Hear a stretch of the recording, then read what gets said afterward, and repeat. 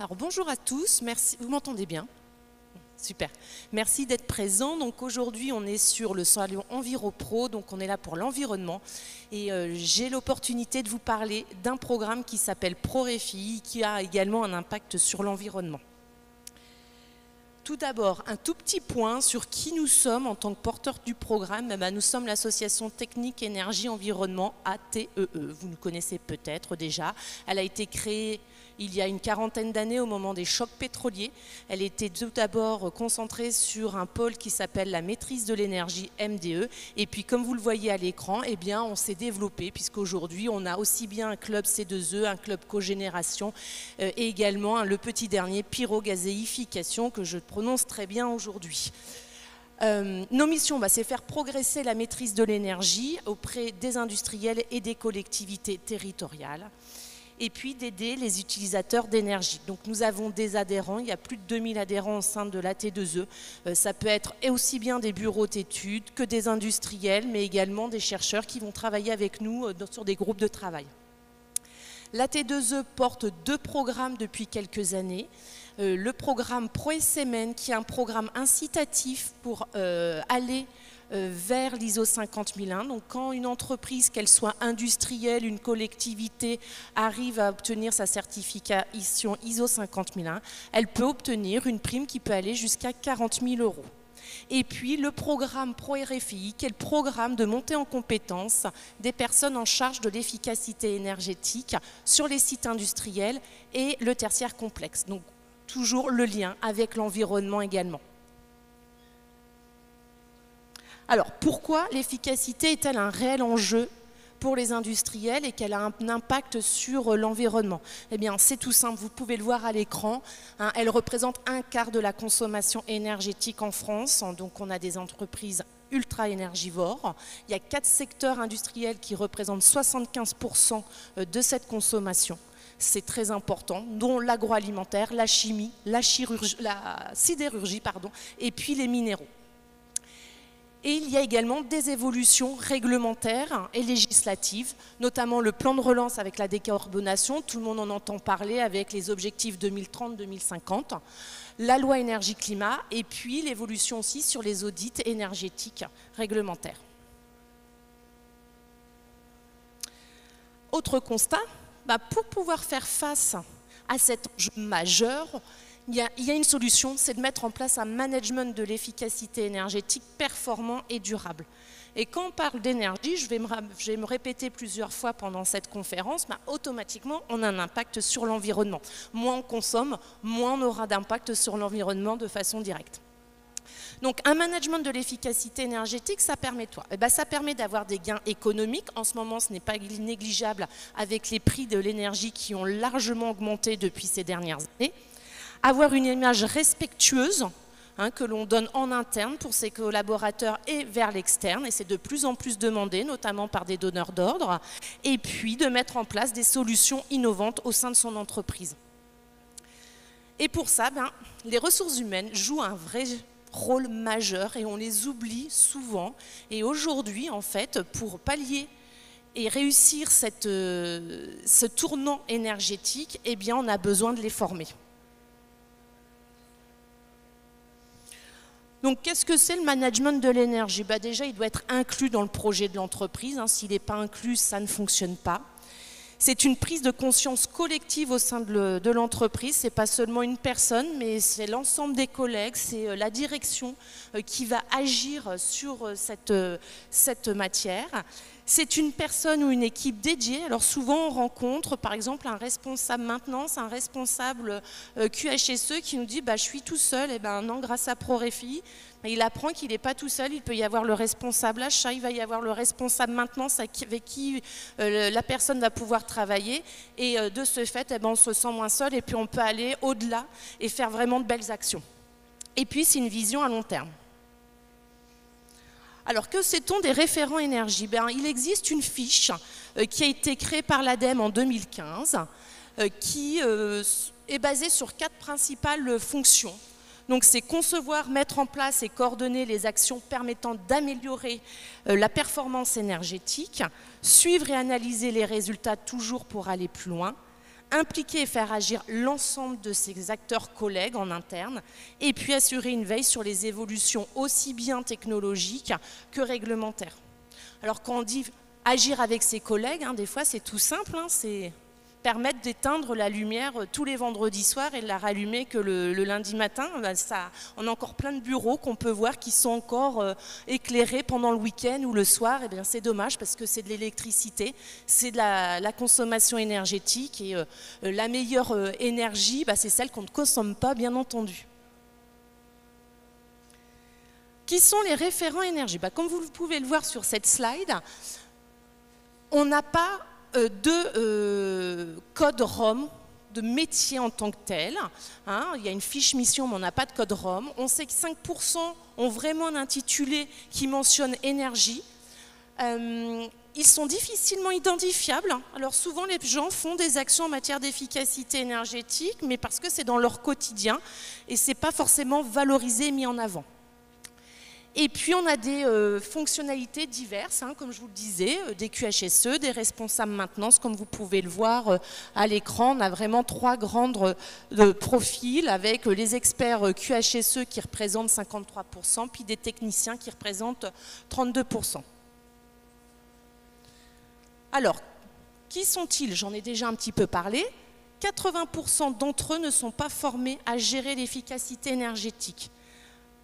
La plupart ne consacrent pas plus de 15% de leur temps de travail sur l'efficacité énergétique, ce qui veut dire qu'on a des personnes multicasquettes très occupées qui ont besoin vraiment de bien comprendre cette fonction pour pouvoir la mettre en place de façon efficace. Et puis, pas de référentiel métier. Et on sait que 1%, c'est la part des personnes qui ont vraiment l'intitulé référent énergie dans une entreprise et qui consacrent 100% de leur temps à cette fonctionnalité. Alors, nous, ce qu'on propose, c'est le programme ProRéfi. Le programme est un programme qui est porté par la T2E, mais il est mis en place en collaboration avec le ministère de la Transition écologique et l'ADEME. Il y a 2 financeurs, EDF et Total Energy Marketing France, et ce programme est financé via les certificats d'économie d'énergie. C'est un programme qui a également une team, une équipe de formateurs et d'organismes de formation. Donc il y a 12 organismes de formation et plus d'une 50aine de formateurs, avec des formateurs qui ont une double casquette, ça c'est très intéressant. Ils sont tous ingénieurs en efficacité énergétique et ils sont formateurs. Donc on a vraiment des experts. Alors, quels sont les objectifs de ce programme? Ils sont simples, c'est de faire monter en compétence les personnes en charge de l'énergie ou qui vont le devenir. C'est une formation qui est dédiée à l'industrie et au tertiaire complexe pour mettre en place un management de l'énergie performant et durable. On a un objectif de former 3000 personnes, c'est-à-dire qu'on a des lignes budgétaires qui permettent de financer la prise en charge jusqu'à 3000 personnes. Et l'objectif de créer également une communauté des référents énergie. Je vais y revenir plus loin. Pourquoi cette communauté des référents énergie? On s'est formé, c'est bien, mais la plupart nous disent c'était sympa parce que c'était intéressant, j'ai partagé, j'ai vu ce qui se passait dans d'autres entreprises. J'aimerais bien continuer. Et comment faire? D'où l'idée de la communauté. Alors, le programme, c'est un programme en 3 parties. On propose un parcours multimodal de formation, des modules complémentaires et un accès à une communauté des référents énergie. Et je vais vous présenter ces 3 étapes. Tout d'abord, le parcours multimodal. Alors, comme vous le voyez à l'écran, c'est un parcours qui propose 3 étapes, qui commence par un MOOC, c'est un e-learning, ça peut être un peu barbare, la personne se connecte et réalise de l'apprentissage via des vidéos, via des exercices. En général, il faut en moyenne 6 heures pour le réaliser, un peu plus ou un peu moins en fonction de ses connaissances en matière d'efficacité énergétique, parce qu'il aborde l'ensemble des fondamentaux en matière d'efficacité énergétique. À la fin du MOOC, il y a un quiz pour lequel il faut obtenir 70% de bonnes réponses pour aller en stage de 2 jours. En présentiel ou en distanciel. Il y a des organismes de formation qui le proposent également en distanciel. Donc là, on continue d'acquérir de la théorie, puis on commence à se mettre en mode gestion de projet pour pouvoir passer à l'étape 3. Donc pourquoi mode gestion de projet?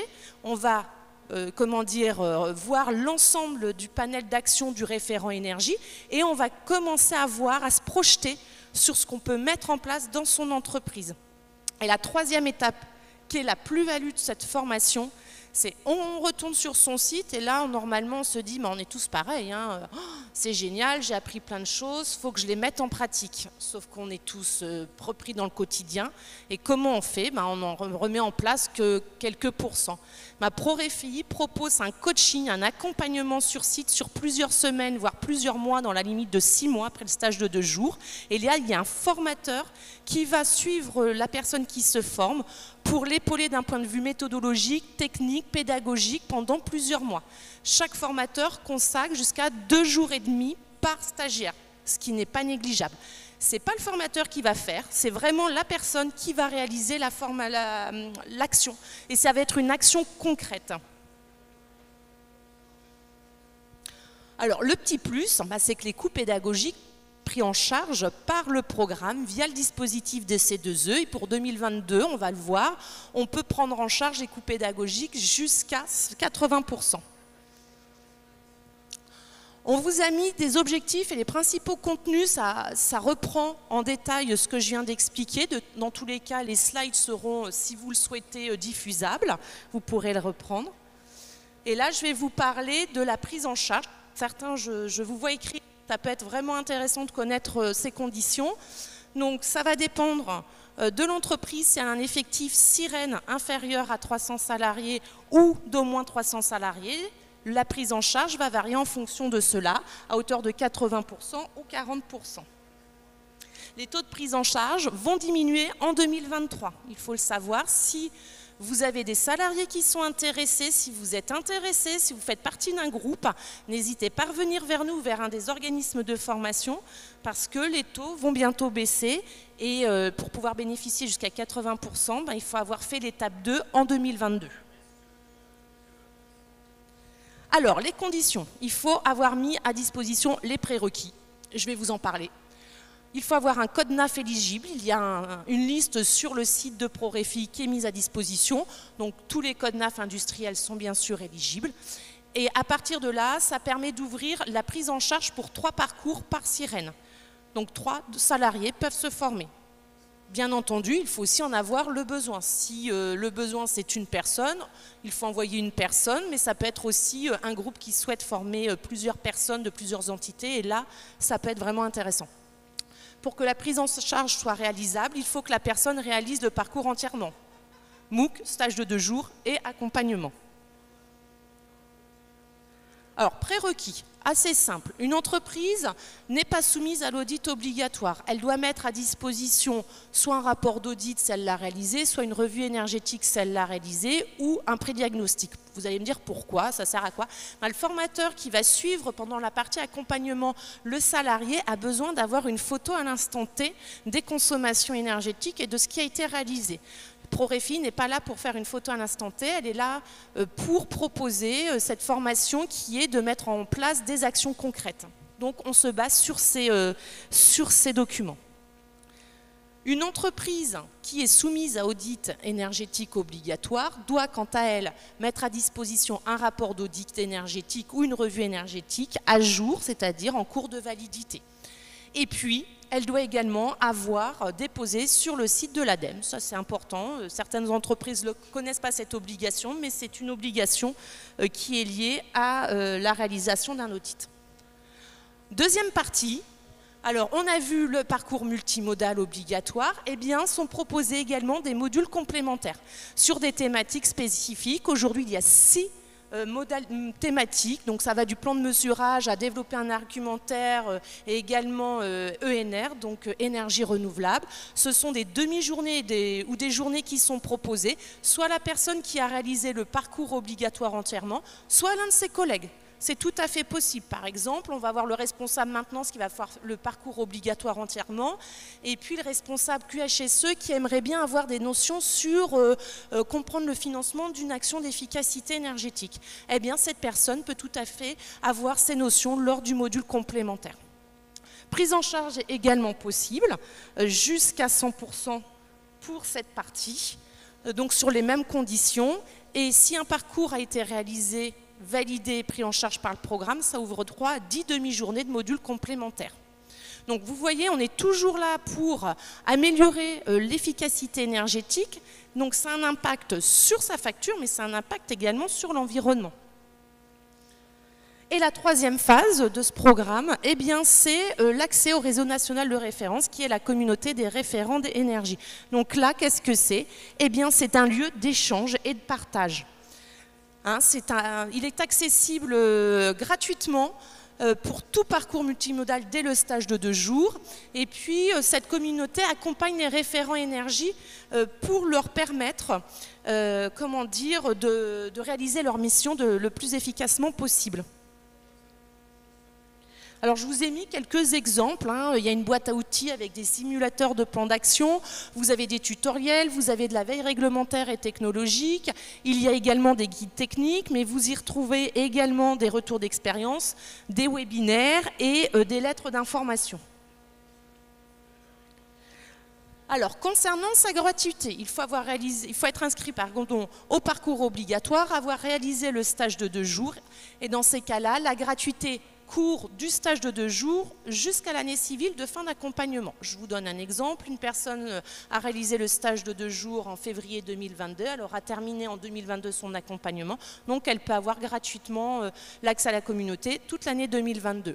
La personne a fait son stage de 2 jours en décembre 2021. On en a beaucoup qui se sont formés en fin d'année 2021. Eh bien, son accompagnement ne pourra pas être terminé en 2021, il se terminera en 2022. Dans ce cas, elle a accès à la communauté gratuitement dès décembre 2021 et également toute l'année 2022. Et puis après, eh bien, il y a une adhésion à hauteur de 50% la 2e année et 100% la 3e année. Alors, pour finir, quelques chiffres. Aujourd'hui, c'est plus de 700 entreprises qui sont engagées. Il y a plus de 1200 personnes inscrites au parcours obligatoire. On sait sur les années précédentes que 82,4% des stagiaires pro-RFI recommanderaient la formation accompagnement à un de leurs collègues. Donc on a vraiment une plus-value. Vous pouvez retrouver également des témoignages sur la chaîne YouTube, on a une chaîne YouTube, et puis sur le blog des experts, sur le site internet de ProRFI. Et à ce jour, on a plus de 900 parcours obligatoires de terminés. Voilà, on a vraiment des personnes qui sont engagées et qui vont donc pouvoir améliorer les consommations énergétiques de leur site.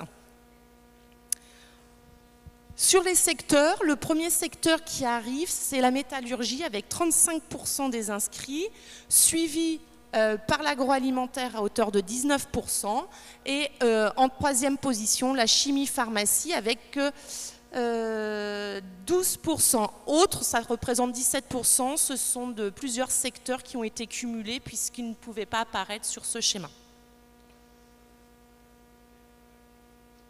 Alors, pourquoi faire ProRFI? Vous voyez les 6 bonnes raisons. C'est une formation comprenant un accompagnement individualisé et adapté. Donc on aborde aussi bien la théorie que la mise en pratique. C'est un réseau d'experts et de bonnes pratiques puisqu'on continue avec la communauté de s'informer et de côtoyer d'autres référents énergie. C'est l'image de l'entreprise qui est valorisée, notamment en termes environnemental, puisque si on consomme moins ou si on récupère de la chaleur pour réinjecter sur son réseau, ça permet aussi de nouvelles consommations. C'est un gain potentiel important avec un premier investissement modeste, et c'est un cercle vertueux pérenne, puisqu'on revient toujours pour améliorer son process. Et puis, c'est un dispositif qui est reconnu non seulement par l'ADEME, mais également par l'État. Alors, vous allez me dire comment on s'inscrit. C'est simple, vous allez sur le site ProRFI et vous pouvez aller sur l'onglet « Je m'inscris ». Vous retrouvez toutes les sessions qui sont proposées sur l'année. Vous sélectionnez une session, vous pouvez faire une préinscription sur le site ou contacter l'organisme de formation qui la propose. Vous revoyez à l'écran les 12 organismes de formation. Et c'est avec l'organisme de formation que seront faites les démarches d'inscription. Alors, n'ayant pas de personnes qui pouvaient se libérer aujourd'hui, je me suis permise de vous mettre 2 vidéos sur la société Sodelec qui a formé des personnes en 2019.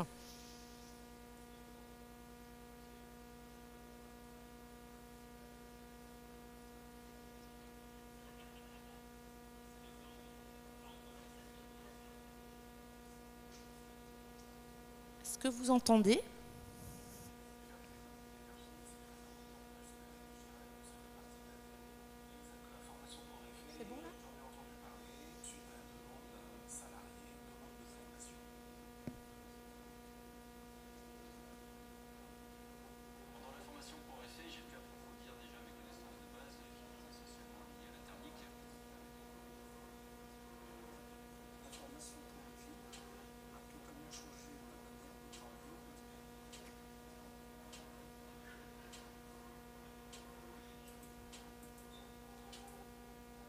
Voilà, c'était une première vidéo que je voulais vous présenter. Et puis, une deuxième, où là, on voit un peu plus l'équipe qui a bénéficié de la formation.